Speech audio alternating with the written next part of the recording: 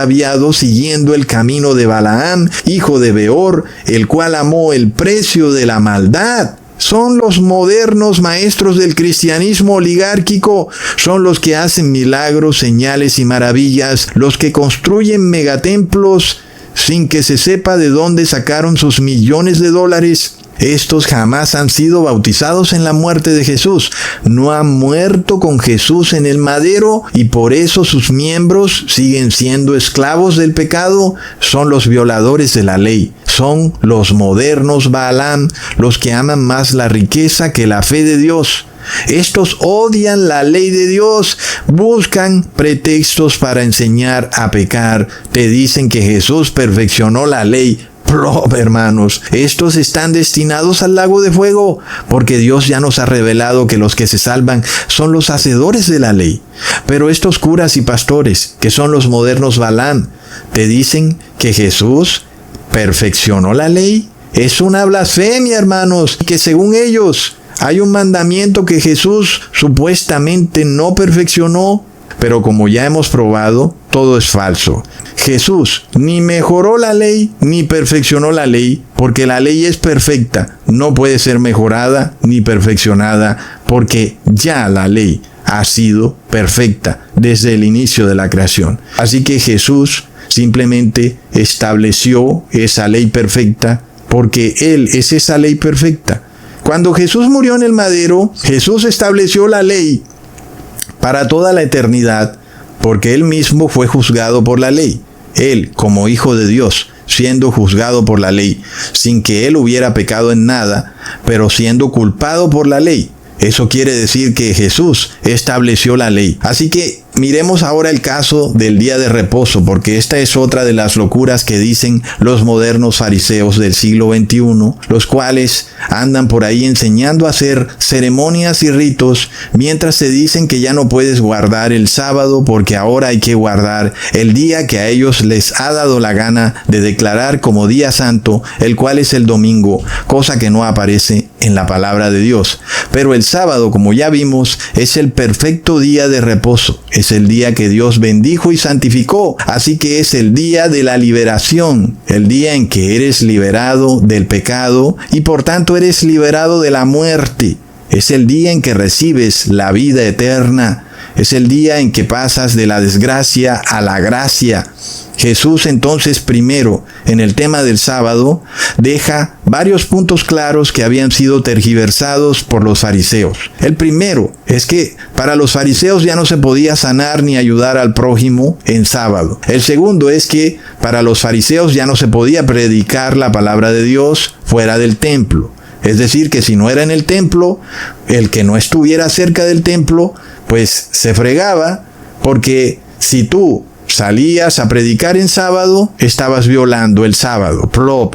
El tercero es que inclusive los animales reciben reposo en sábado. ¿Ok?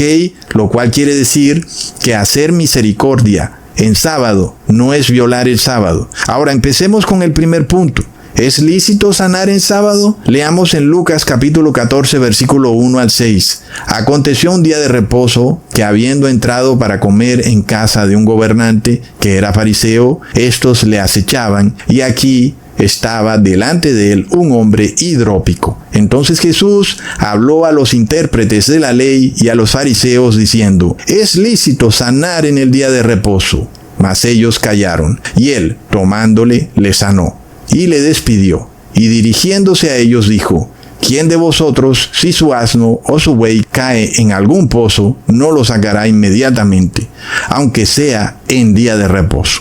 Pero no le podían responder. ¿Por qué? Porque es obvio, ¿verdad? Claro que es lícito sanar en el día de reposo. Es lógico. Todo lo de Dios es lógico. Todo lo de los falsos maestros no tiene lógica. Son dogmas, cosas que no se pueden entender. Pero lo de Dios se puede entender. Claro que tú puedes sanar en un día de reposo, es obvio, ¿verdad? Puedes hacer el bien, puedes ayudar al prójimo. Si éste se accidenta, se cae, puedes ayudar a que se pare, siempre y cuando pues el prójimo esté malherido, ¿verdad? No es que de repente ese prójimo quiere que tú lo ayudes a cargar la maleta, cuando ese prójimo pues está en perfecto estado de salud o es una persona que deliberadamente está violando el día de reposo, pues ahí no cae esa opción. Aquí estamos hablando de una persona enferma que ahora es sanada en el día de reposo. Esto sí se puede, hacer el bien en el día de reposo, inclusive a los animales, al buey y al asno. Y si se puede hacer el bien para un animal, mucho más para un ser humano, ¿verdad, hermanos? Así que esto no es nada nuevo. Jesús aquí no enseña nada nuevo. Por supuesto que Jesús no está perfeccionando la ley. Antes está corrigiendo los errores que estos falsos maestros estaban enseñándole al pueblo hebreo. Miremos lo que Jesús advirtió en Marcos capítulo 7, versículo 9 al 10. Mas también les decía: bien invalidáis el mandamiento de Dios por guardar vuestra tradición, porque Moisés dijo: honra a tu padre y a tu madre, y el que maldiga al padre o a la madre muera irremisiblemente. Miremos el catolicismo, hermanos. Es una religión llena de tradiciones que no son más que decretos del Papa de Roma, en donde tú no tienes la obligación de guardar la ley, e inclusive lo que tú tienes que hacer es comer la galleta, obedecer las órdenes del Papa. Pero tú puedes violar la ley y eso no te genera la muerte eterna. Muy distinto a lo que Jesús está advirtiendo, ¿verdad? Ojo con la ley de Moisés. Honra a tu padre y a tu madre, y si no, morirás irremisiblemente. Es una advertencia bastante clara. ¿Cómo pudiera ser la ley de Dios imperfecta si el mismo Jesús te está llevando a la ley de Dios? Te está diciendo: lean lo que dice Moisés. ¿Cómo invalidan ustedes ese mandamiento para seguir sus tradiciones, cuando violar la ley de Moisés te trae la muerte? Pero no olvidemos que el Papa Pío XII decretó en su bula o en su decreto, no sé cómo llamarlo, se llama Munificentissimus Deus. Decretó este papa llamado Eugenio Pacelli, que además es el papa hitleriano que se alió con Hitler para perseguir implacablemente a los judíos, que porque no guardan sus dogmas, no reposan en sábado ni adoran a su Trinidad fantasiosa, entonces los mandó a campos de concentración para descarbonizarlos. Y bueno, hermanos, este papa fue el que en ese decreto de Munificentissimus Deus declaró a María como que ella no pecó, sino que subió al cielo sin ver la muerte. Un decreto emitido el 1 de noviembre de 1950, que según los católicos es una tradición, y que ellos tienen que obedecer su tradición. Pero ¿qué tradición puede ser esa si ese decreto fue pasado en 1950? No es ninguna tradición. Para aquellos que vivían en 1951 es algo bastante moderno, ¿verdad? De repente declarar que María subió al cielo libre de pecado. Un momento, María pecó, y eso está en la Biblia y lo podemos leer claramente. Ella dejó al niño Jesús abandonado por ahí. Leamos en Romanos capítulo 3, versículo 9. ¿Qué pues? ¿Somos nosotros mejores que ellos? En ninguna manera, pues ya hemos acusado a judíos y a gentiles que todos están bajo pecado. Ahora, si todos están bajo pecado, María también está bajo pecado, ¿verdad? Y si el aguijón del pecado es la muerte, María murió, ¿verdad, hermanos? Pero los mismos que te dicen que ya no hay que guardar la ley, que porque todos estamos bajo pecado, son los mismos que te dicen que María no estaba bajo pecado y que ella subió al cielo libre de pecado. Pero no que todos estamos bajo pecado. Todo el evangelio de esta gente es una contradicción de locos, hermanos. La Biblia da prueba de que ella sí pecó. María, la madre de Jesús, dejó al niño Jesús abandonado. Es de lo que estamos hablando en este video. El niño Jesús duró perdido 3 días. ¿Dónde estaba la madre? Para enseñarle al niño Jesús que no anduviera por ahí descuidado, que de repente podía ser comprado por una caravana y podía ser llevado a Egipto. Y claro que la madre de Jesús actuó desprevenidamente y olvidó su responsabilidad de madre, que tenía al cuidado de ella a un niño y que tenía que protegerlo de las cosas de este mundo. Y eso es pecado.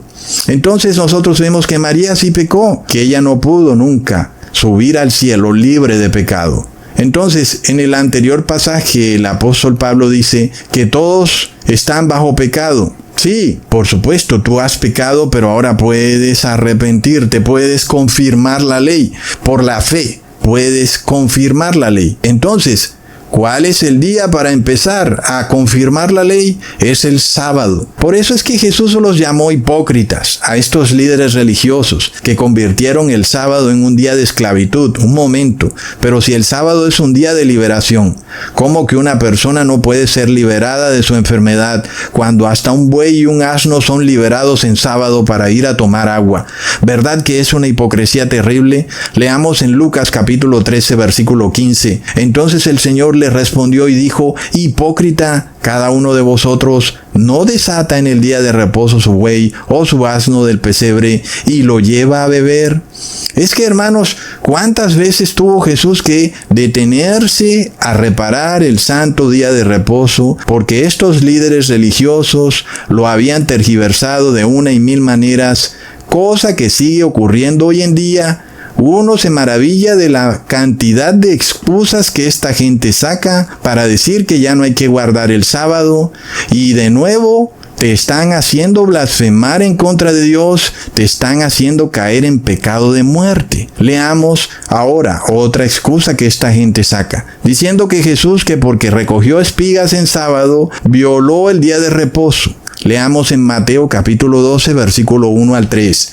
En aquel tiempo iba Jesús por los sembrados en un día de reposo, y sus discípulos tuvieron hambre y comenzaron a arrancar espigas y a comer. Viéndolo los fariseos, le dijeron: He aquí tus discípulos hacen lo que no es lícito para hacer en el día de reposo. ¡Plop! Cualquier persona ignorante de la Biblia compararía este versículo con el pasaje bíblico en el cual el pueblo hebreo estaba en el desierto y tenía prohibido recoger maná en sábado.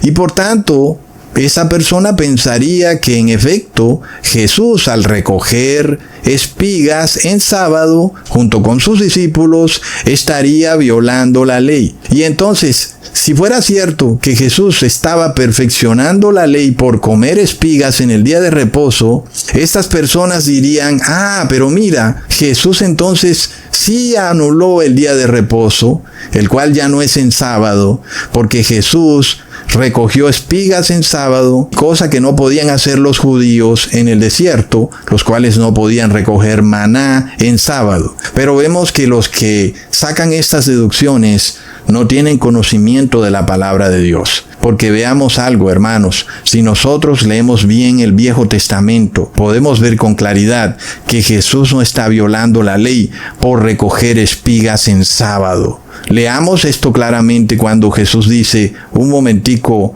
ustedes no entienden quién es el que está recogiendo espigas y quiénes son los apóstoles. Leamos en el versículo 5: ¿No habéis leído en la ley cómo en el día de reposo los sacerdotes en el templo profanan el día de reposo y son sin culpa?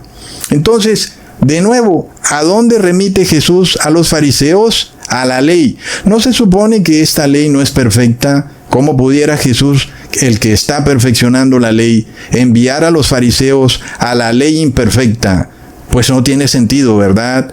Por supuesto que ni Jesús perfeccionó la ley, ni la ley del Viejo Testamento es imperfecta. Antes, por el contrario, la ley es perfecta porque es en la ley donde se revela que los sacerdotes que trabajan en el templo o que predican pueden trabajar en el día de reposo y son sin culpa, pues porque su trabajo está relacionado con la palabra de Dios. Ahora, por eso son sacerdotes, porque su trabajo